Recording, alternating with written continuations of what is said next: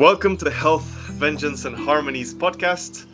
I'm Leonardo Muller-Rodriguez, a PhD student exploring the intersections between neuroscience, music therapy and sleep.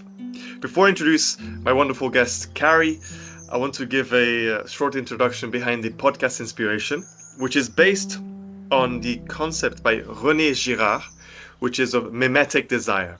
So what he suggests is that all social emotions and social interactions have this underlying force, which is that humans desire to imitate the desires of others or imitate others. And there's a positive side to this, which is compassionate and empathetic and healing behaviors towards those who are similar to us. Whereas on the negative side, there's rivalry, scapegoating, and disconnection from those who are similar to us. So these are interesting concepts to think about when we're talking about social dynamics, or scientifically known as multi-agent interactions, as we'll discuss possibly with Carrie today. So today I'm joined with Carrie Girstantas, who is an engineer, a dancer, instructor for children with developmental learning difficulties. You are a Feldenkrais practitioner, and your work bridges between improvisation, embodied learning, active inference, which is a theoretical understanding of how the brain works and more, how about learning, and your therapeutic practice. How else would you describe yourself, Carrie? Um, I suppose is just a curious person. Yeah, I do want to acknowledge that there's several lineages that I'm very still accountable to. One of them is systems engineering, and I think that's sort of where it begins and ties most clearly to active inference is how a philosophy of how to approach complex problem solving through and including data and quantitative modeling. And my Feldenkrais training, I'm guild certified and stay accountable to that domain. I am a member of ISMETA, which is the International Somatic Movement Educators and Therapists Association. And so that's a really important body of collaborators that I feel connected to. And I am a long-time practitioner of many different movement forms, including contact improvisation, authentic movement, ensemble work, and I've studied Laban. And yeah, and then there's a number of different relational models of working with others that is really important to me, and that comes from my experience with compassionate inquiry with Gabor Mate, Bridget Vitkins, who is a trauma resolution therapist, Jane Clapp, who works with both movement for trauma but also Jungian analysis, and many of them have lineages in somatic experiencing and polyvagal theory, and so nervous system presence is something that's very important. And then probably the most present one in my current practices is Fighting Monkey, and that's the work of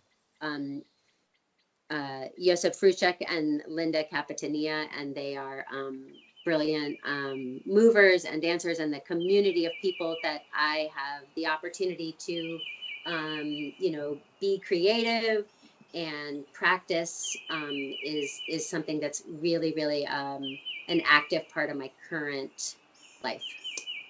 So amazing. Hopefully I acknowledged all the right people, that I care very deeply about the people who I have learned from, and I definitely want to honor them. Yeah, It's fantastic. So many different learnings that you incorporate into your practice, and your practice is being how you describe yourself? You're a therapist, a teacher? Um, What? I'm a learning special. I'm a learning and developmental specialist. I work with students and their families, and that practice is shifting and evolving. I definitely have an interest in research and believe that there's probably I don't think probably I know that there are policy level changes and research based approaches that are going to create more opportunities for the students that I've had the experience and that I've been able to learn through and from. So All right. So you really want to contribute to the educational system and bring some changes with all of these learnings that you have. Yeah. yeah, I mean, I think that there's for sure. I mean, Yeah. and uh, Fantastic. yeah, Great.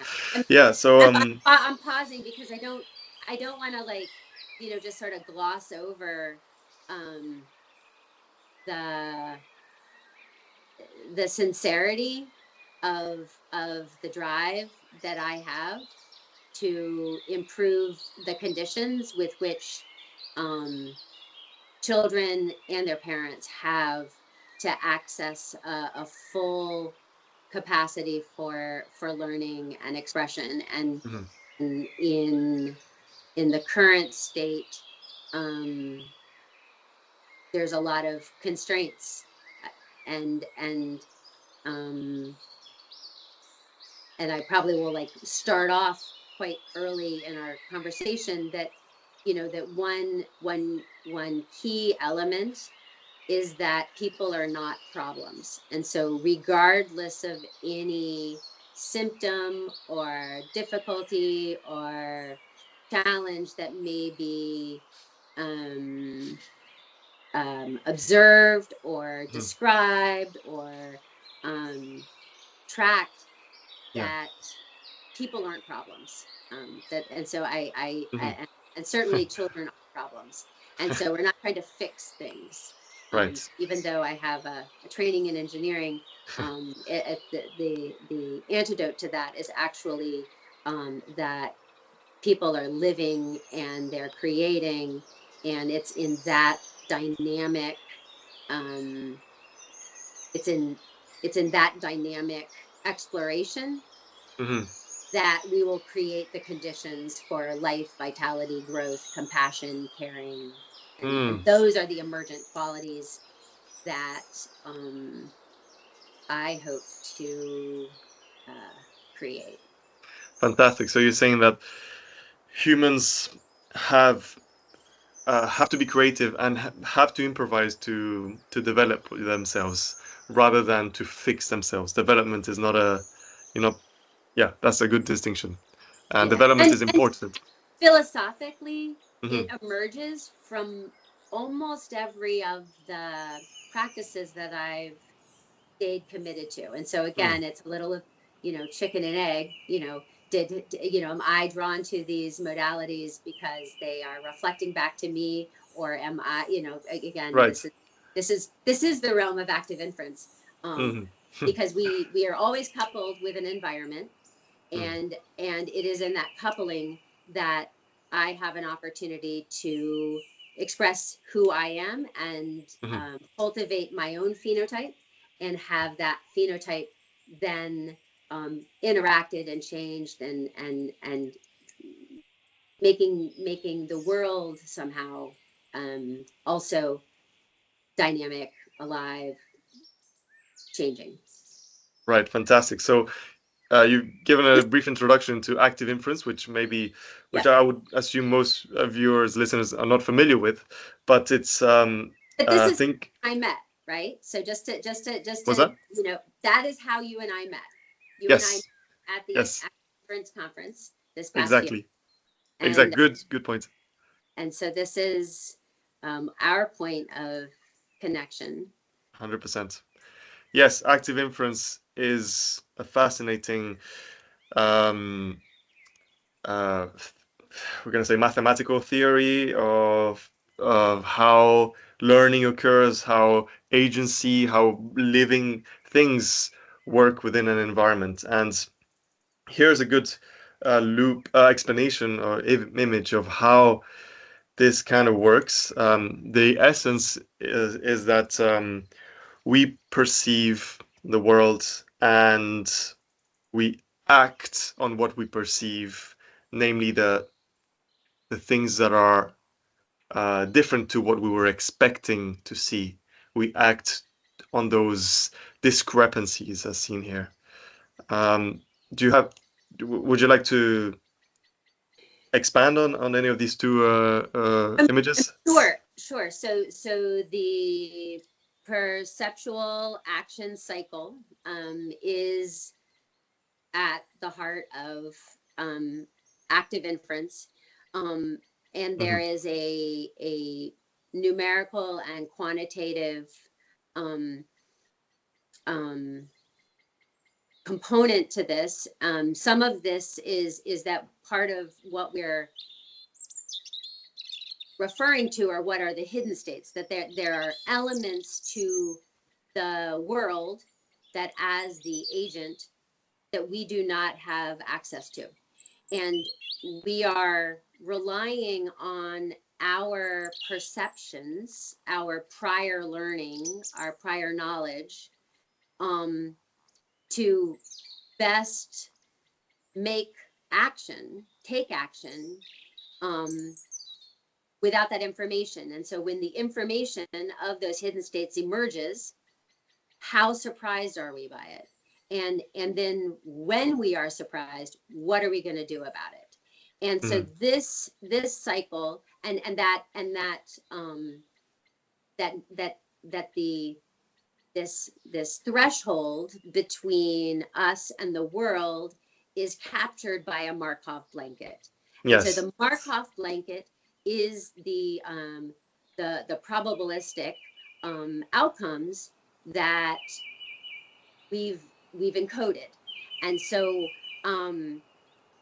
The interaction between our beliefs and the actual input, which is described as as an observation on our senses. That's the Markov blanket.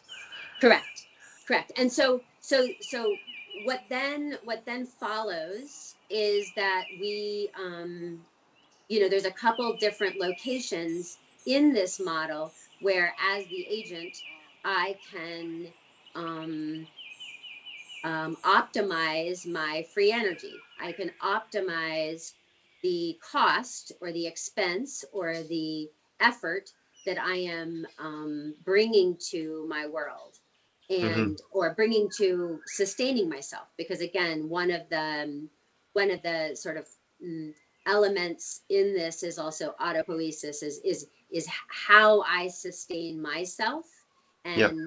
and then how My am I body, etc. my body, and then how do I express myself? Mm-hmm. And that's through action. And so living is action. That is one of the key characteristics of Yeah. action. And Um, yeah, a fascinating aspect also of active inference, which is in the title, is that, as you say, action is living, but it's tied to perception. And you act on what you perceive, and that's what the inference part is in active inference, which is actually a perception is something you've inferred, something you've predicted.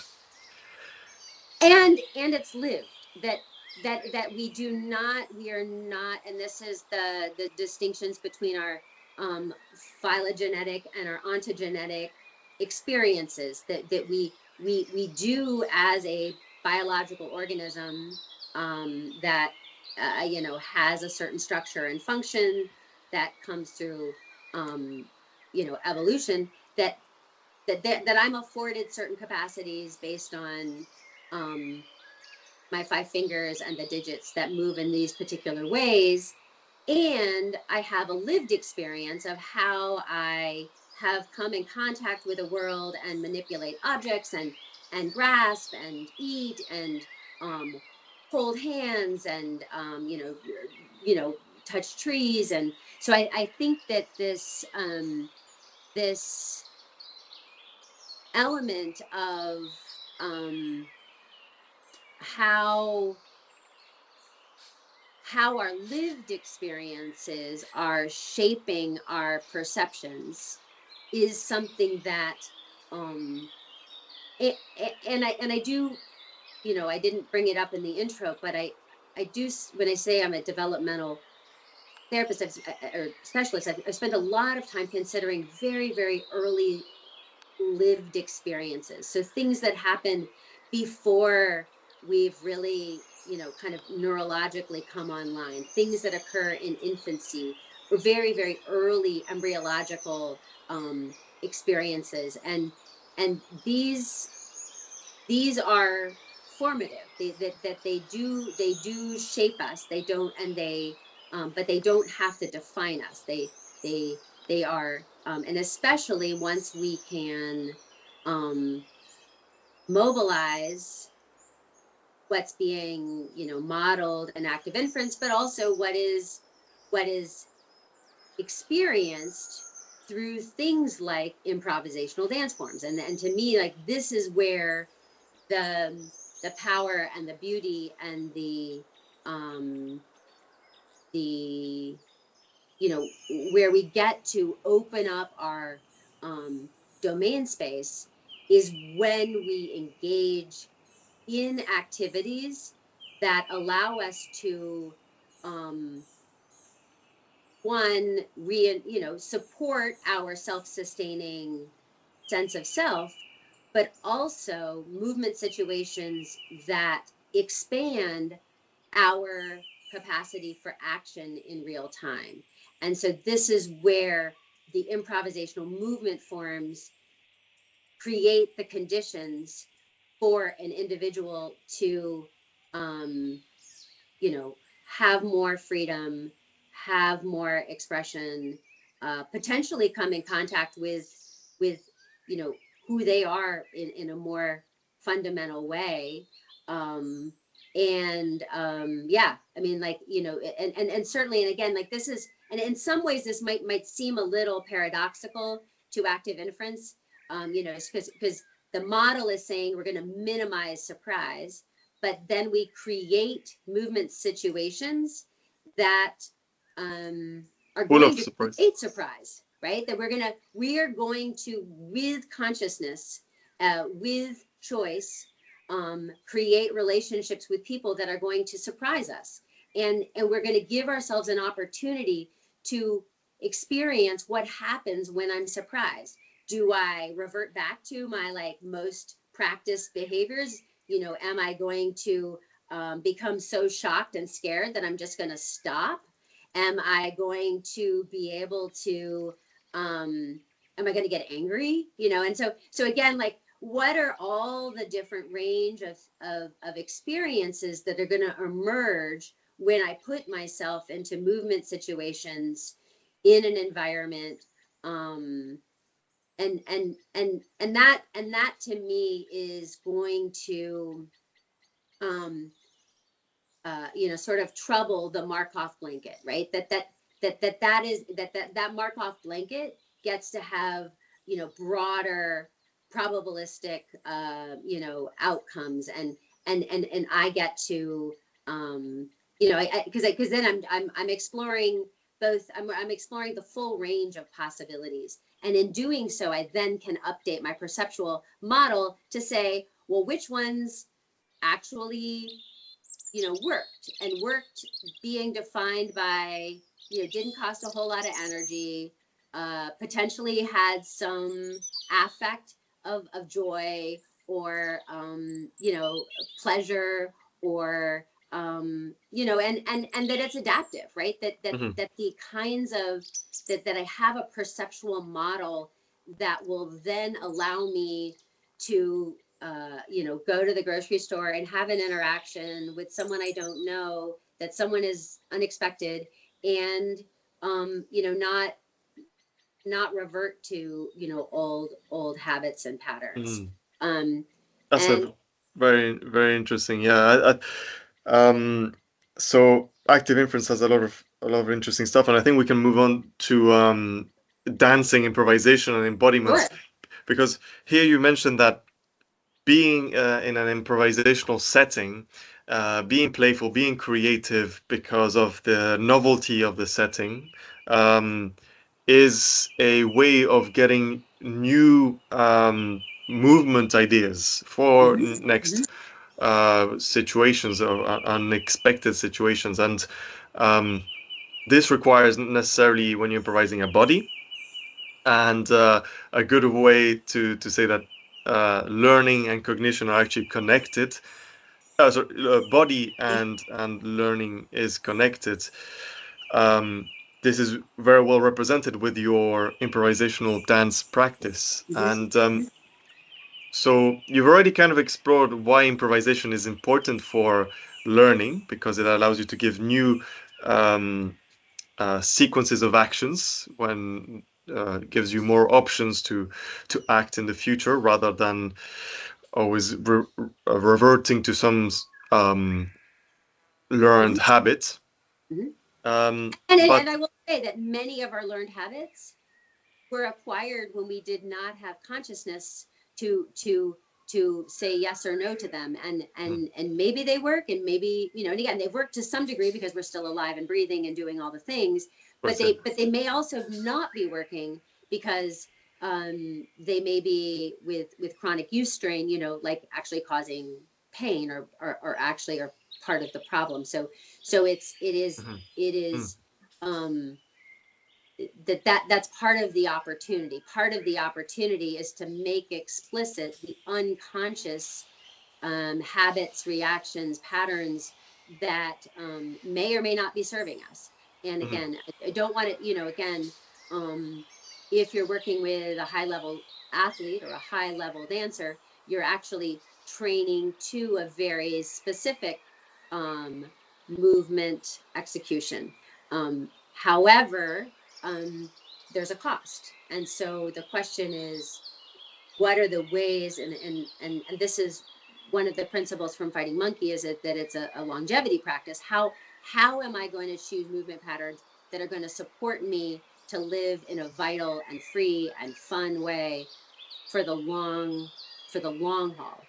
And so and I will say that, like, in the realm of dance in particular, that um there's a strong tradition in dance of taking on movement forms that are either, aesthetically um, prescribed, or from a director, or, so that there is this very, very high level of um, taking on movement from another, and doing our best to make it our own, without necessarily um, including or incorporating sort of our own phenotype. That I'm 5'6", and like all the things of, like how I am arriving to the task. And so improvisational movement,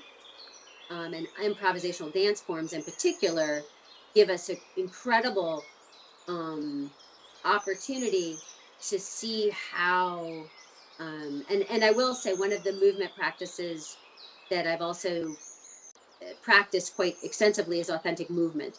So really cultivating my relationship to innate or inherent, or and I think going back to, and not even going back to, but being able to distinguish um, the the reactive behavior from the sentient behavior from the intentional behavior. And this is where, how can we discern the difference between somebody who is just merely reacting to a circumstance, and who is sort of um, aware. responding in a fluid and a manner to their environment in a growthful way, and then who is performing something in a behavioral way. I mean, in an intentional way. And and I think I kind of got off the question you were actually trying to get to, but No, this is very interesting. So it's kind of distinguishing. There's two main points I hear that you've just mentioned is that the fact of improvisation dance is a way to really adapt to your own body, and the movements adapt them to your own body compared to a choreography which is imposed to you while dancing, which might not take in consideration your own body. And then regarding improvisation, there's this also or any movement, but in improvisation allows to reveal this, the fact that are people being reactive to the environment, or are they being sentient, aware of how they're moving, or are they being intentional? Yeah, and I think this is where the elements of embedded of cognition might be really really useful, because there is an I'm going to suggest that there is a self that exists, that has a relationship to the world, and this is an aspect of our choices and our choice making that also needs to be, or that there is a potential benefit to incorporating. And so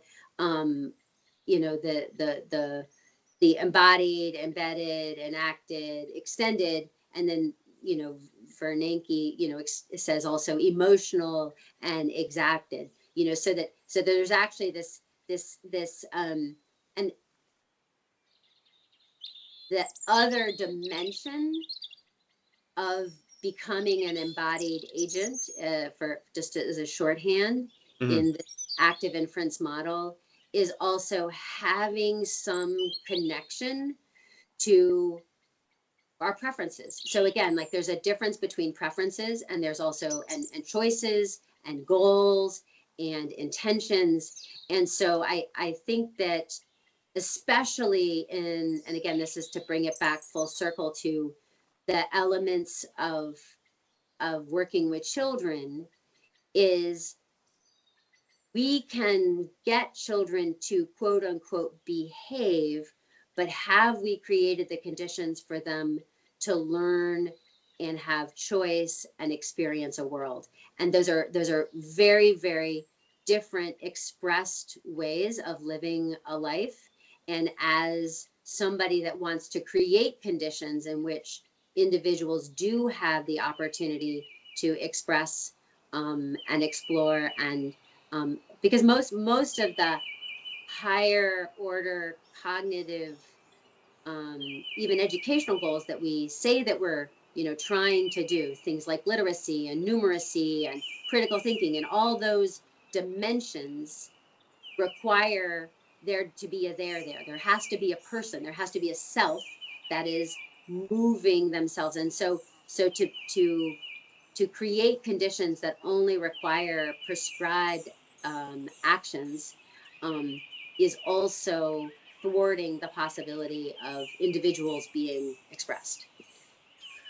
That's a very interesting. It makes me think of the statement, "Learning to learn," Yeah, right? Yes, yeah, and and it's kind of saying, well, are we trying to develop reflexes only, or reactive behaviors, or do we also want people to be capable of adapting? yeah. And Yeah, um, and there's many, and again, like through education, there's many quotes about that, um and it really is a core value that I possess. And so I just want to make explicit for any listener, that I do have a strong value on creating the conditions for somebody to discover agency, and that I'm encouraging and interested in how a world is shaped through individuals that act with agency. And then, and yeah, so I think that because it's that coupling, going back to the original, just the basic model of active inference, right? It's the coupling that really creates the lived experience. And so it is neither an environmental condition nor just an individual. So it's very interesting to mention that the development of agency is what you want to bring, because when you're bringing up your compassionate therapy practice, we had the previous guest was actually also trained as a compassionate Inquiry. Yeah. therapy with Gabor, yeah, and she's a Reiki and sound healing practitioner.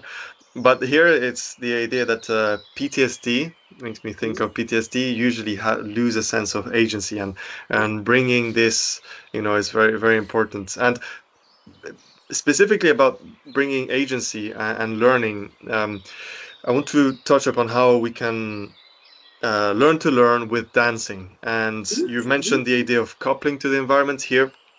Does learning require so you said coupling to environment, but I want to rephrase it to, does learning require you to have a presence in the environment? Does learning require you to be able to correct your body? Does it require something else? Do you want to describe it in another way?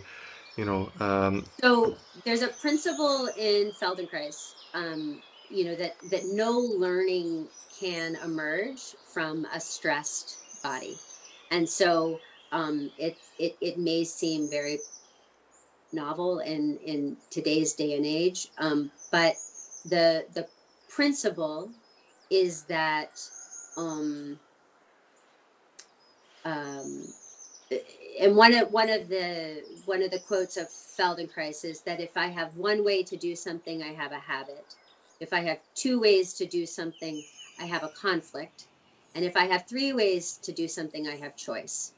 And so, what occurs often in an overactivated nervous system is that you might actually have the conditions where you might have no action at all. Somebody might be like stuck in a state of freeze, or they just have a very, very old and conserved reaction.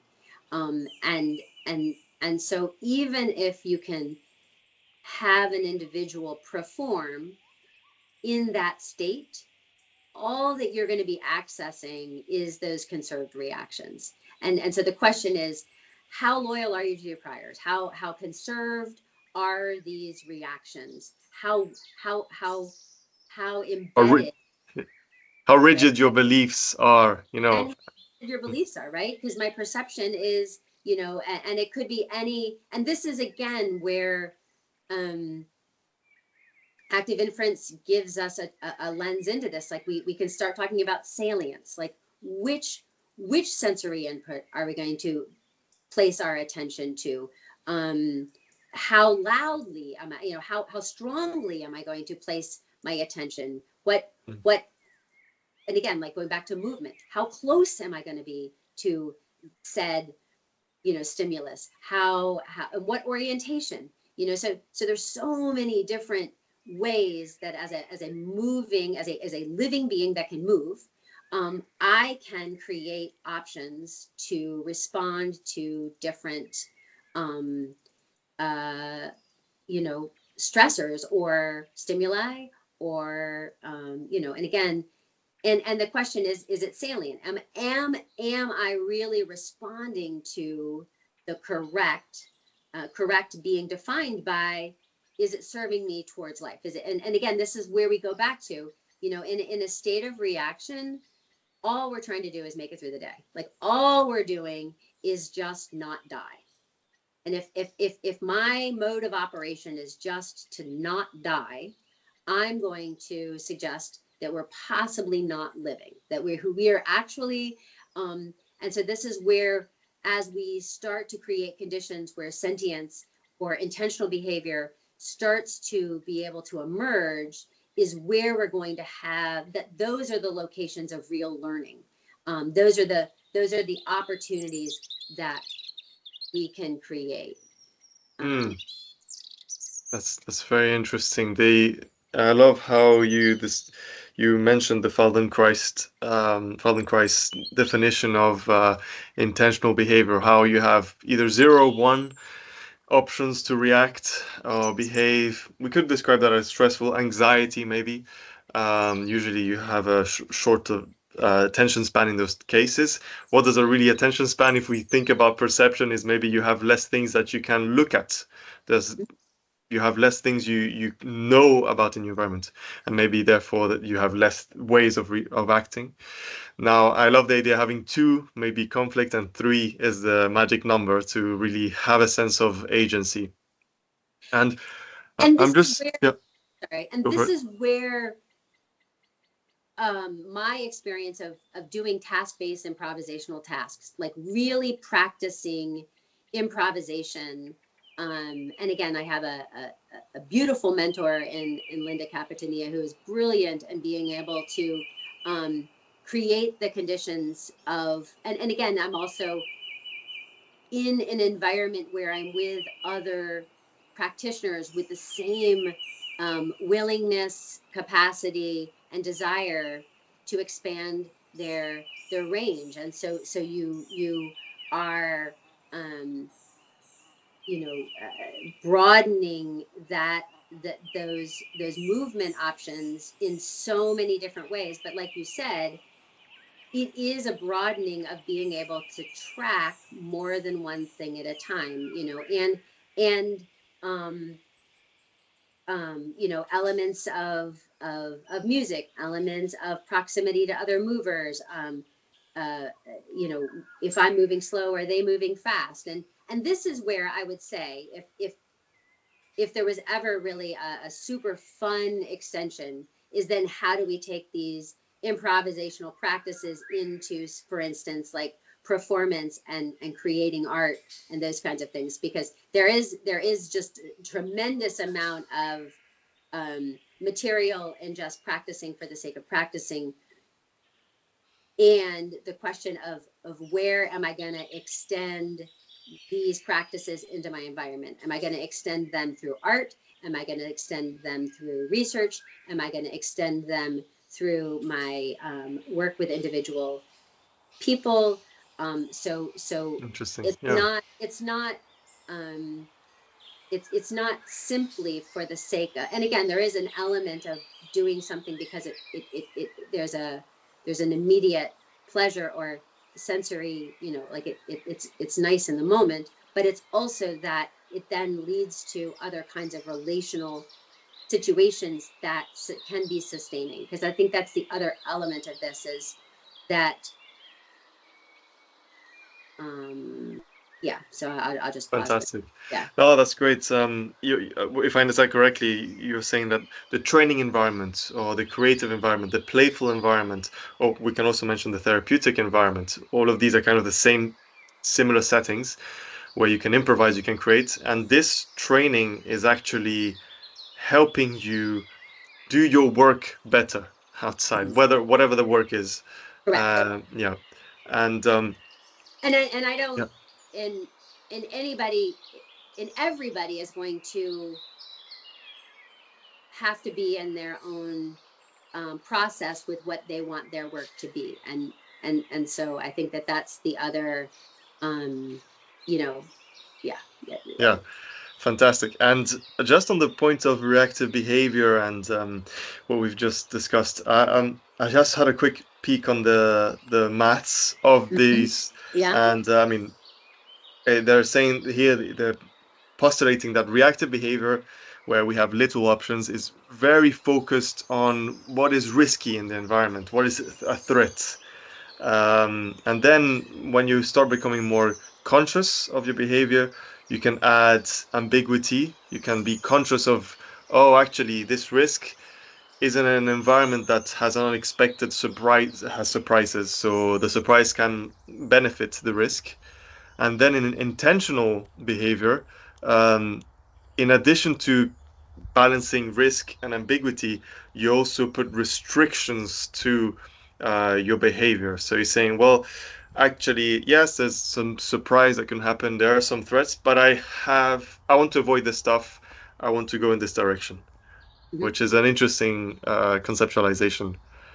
Yeah, and I Yeah. also really appreciate the making explicit the distinction between preferences versus goal-directed behavior. Mm, So a sentient being is going to have clear preferences, which we mm, would, certainly. mm, I think babies are probably the most um, commonly experience sentient, that they're not, that like their movement choices clearly have preferences, and they have not yet developed capacity for certain goal directed behavior, just because of the, just the experience with the you know body. the body. Yeah. But in intentional behavior, that we get to be that we get to include this aspect of goal directed behavior, which, you're correct, is also about making choice about what we choose not to even consider at all. We make constraints. Hmm. And I even think, like, this sort of, to me, this is a really elegant way of describing learning, of describing, the general, like, learning cycle, as well as, like, in terms of expert behavior, um, you know Mm. d- d- Mastery. Yeah. mastery. But also, I think it's very, very powerful when we start to consider assistive technologies, right? Mm, So as I'm acquiring a skill that would incorporate an object into my haptic, domain, be it a hockey stick, or yeah, I mean, and I'm some in tool. any, Yeah. that at some point, at the beginning, that you just don't have the dexterity to do much more than, but that's a lived, and it's a lived process, that I cultivate a relationship with this object becomes incorporated as part of who I am, Hmm. when I can start to use it in, and that behavior is visible from the outside. And I think that goes back to um, where I think that active inference can have just a tremendous impact to how we do research, Mm, especially with some of the more vulnerable or emergent um, kinds of behavior that we're working with. And I know that there's already um, applications being done in the realm of autism and in the realm of psychiatry. And I think it's so quick to be adapted into those domains, because they've been struggling for so long to try to, split that hair. Like, how do I know that an emergent reader has the capacity for literacy? Where is that distinction between just decoding word, word, word, word, word, and being able to uh, be exposed to a body of text, and incorporate it, maybe have some novel thinking about it, and then express something about it. and mm, and and and I really do caution the theories that, because, again, like, even just going back to babies, I mean, the scientific world, and there are still legacies in many of the policies, that babies don't even meet the threshold of sentience. Many, mm, many medical practitioners have been exposed to a realm of education that doesn't even include the possibility that what is being experienced by the physical body is something that individual will have access to for the rest, or is even shaping the way mhm, that individual will live the rest of their lives. mm, And so I think that, and again, I mean, it always takes a long time for scientific paradigms to be incorporated into everyday policies.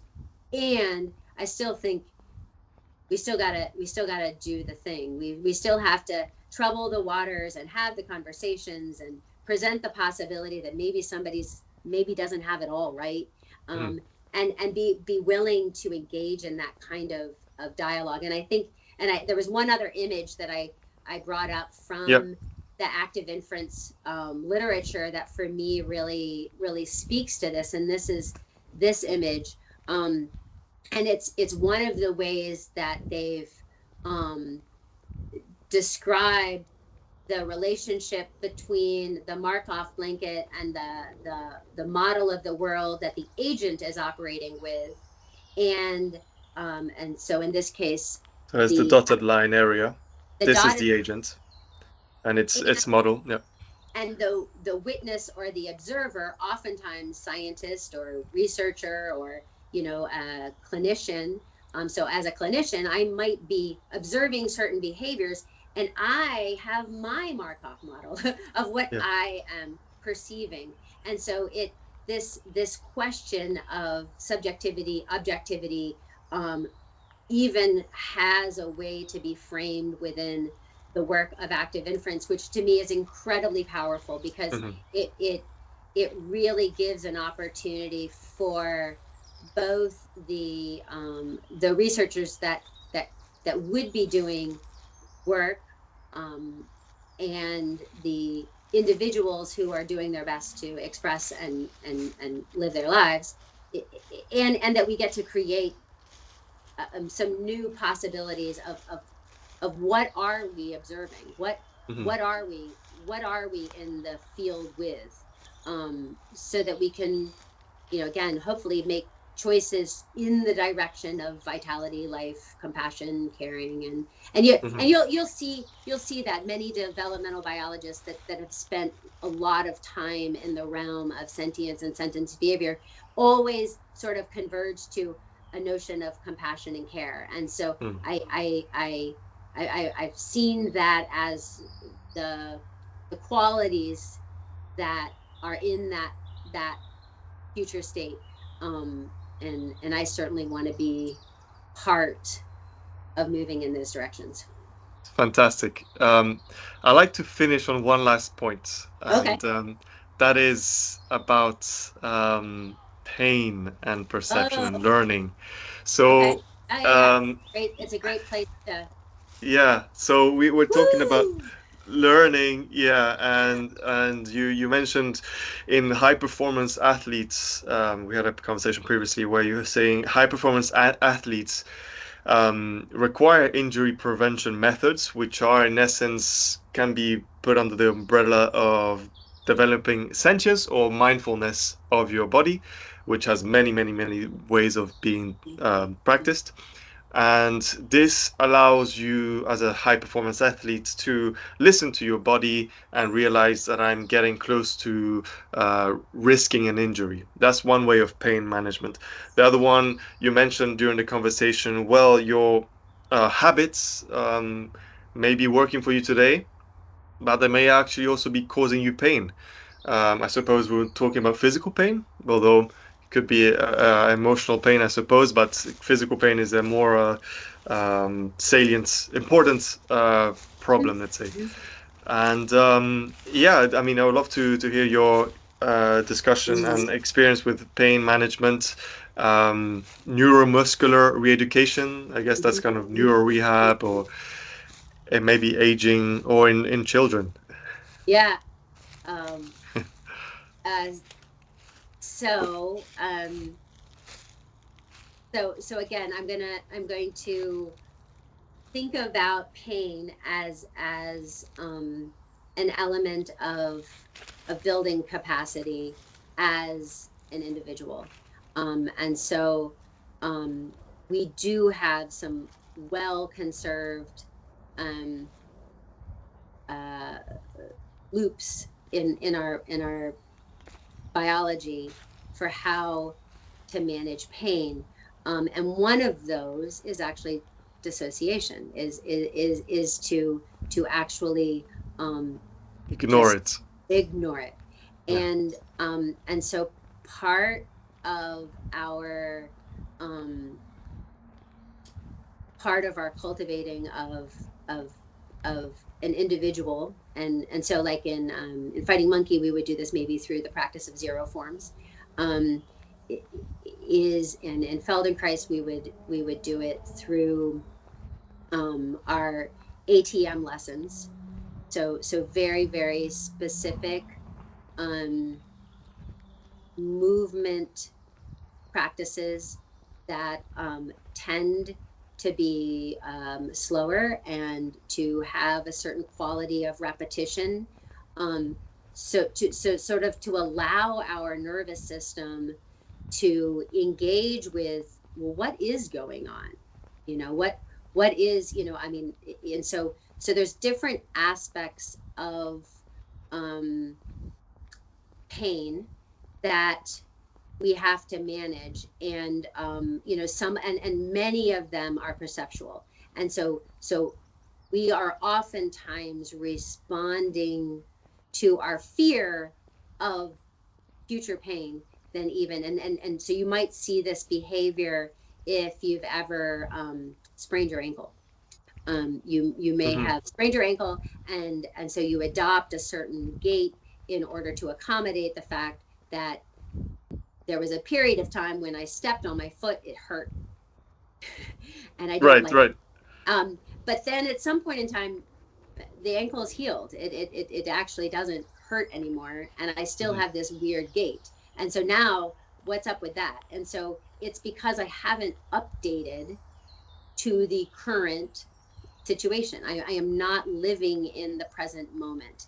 I Mm, am relying on my prior experiences of inhabiting a body, and therefore I am not. I am limiting my current movement choices, and mm, so um, the so and there's many. I mean, pain is a huge topic. But what I will say is that in my experience, that it is a simultaneous building of the capacity to be present with what is pain or otherwise, pain or not pain, even sometimes, um, and to cultivate a landscape of where there is ease, capacity, and ability. And so it is also um, that by making pain the salient factor that I am orienting to, I have actually really reduced my domain space, um, your in attention, your perceptions. my perceptions, because by and large, there is most likely a place in my body that is not in pain somewhere. And even if it's just the tip of my little finger, by orienting my attention, and this again goes back to, how we shift from reactive behavior to intentional behavior. If I can start to use my capacity to orient to the places where there is health, I'm not bypassing that there's places that hurt like hell. I'm just I'm just saying that there are also places where I have capacity. What I am doing is I am ultimately building a, a possibility of resilience to a complex, changing, unpredictable world, and that um, yeah, and Mm, so that to me is part of my framing of the very, very big and topic of pain. um fantastic. Yeah, so you're saying that pain, we get ourselves some body part hurts, and what we can do in that situation is develop an awareness for other parts of our body that are not in pain, but also not ignoring the part that is in pain. And yep. after, through recovery, we want to also bring also our awareness to where there used to be pain, so that we don't develop a sort of fear and ignorance of that body part. And there's some practices that you mentioned, zero form or awareness movement therapy or something like that. So again, awareness to movement, which is one of Oh, the two main learning modes in Feldenkrais, is right. awareness movement lessons. So it's um kind of freeing up your movements to, so you avoid those or you tackle those fears.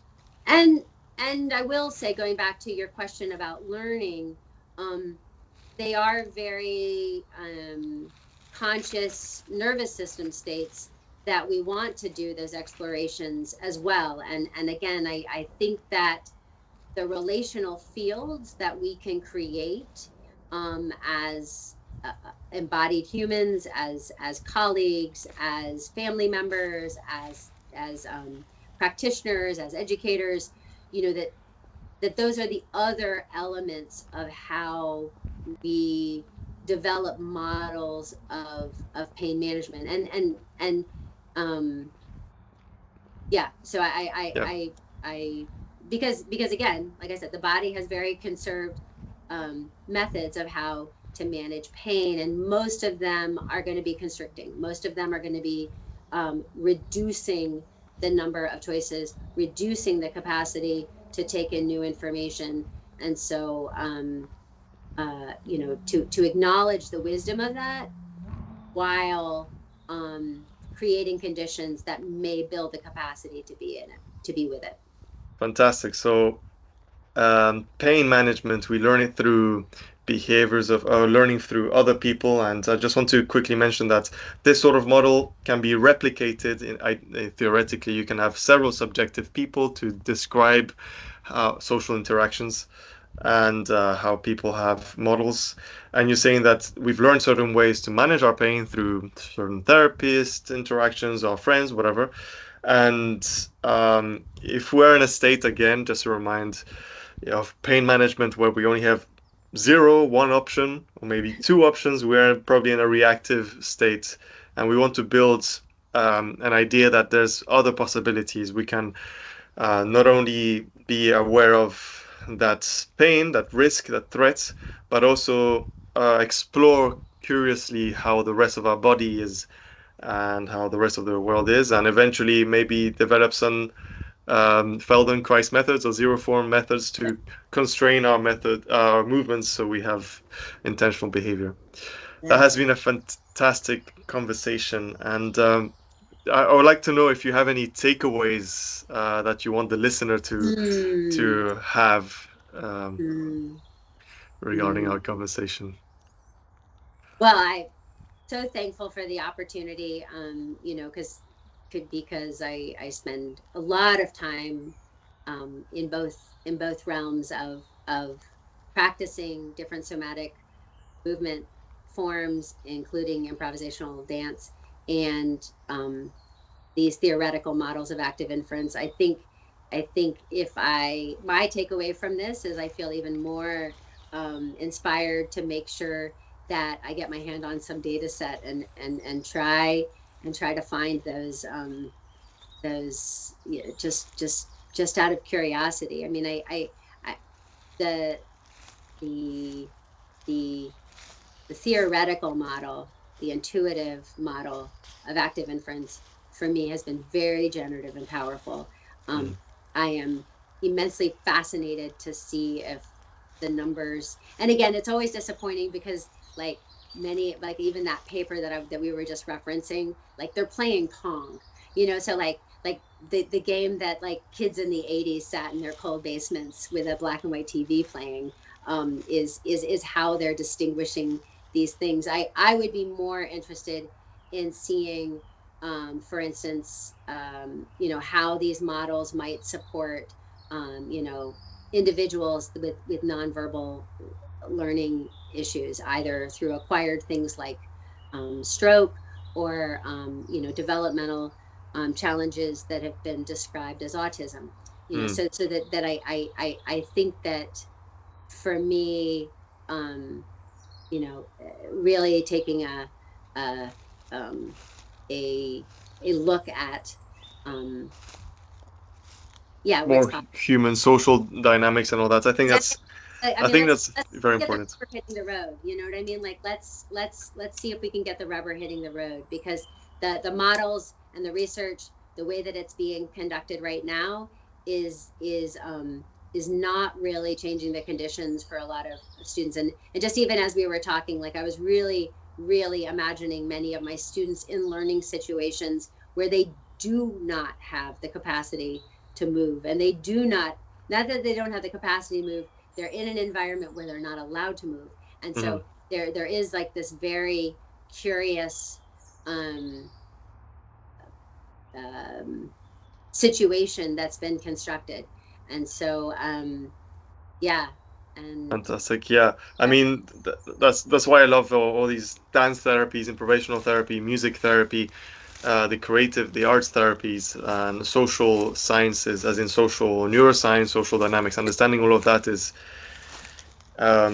very important, and active inference can be applied in those settings. yeah. Yeah, I think there's a lot of potential there to explore and develop education. Yeah. It has been a Okay. pleasure, Carrie. It's been a Thank you pleasure. so Thank you much. so much for the opportunity. I look forward to Yeah, ongoing interactions. So 100%. yeah. 100%. We have to keep on going this conversation. Yes. Thank you so Thank you much. very much. Thank you. Bye. Bye.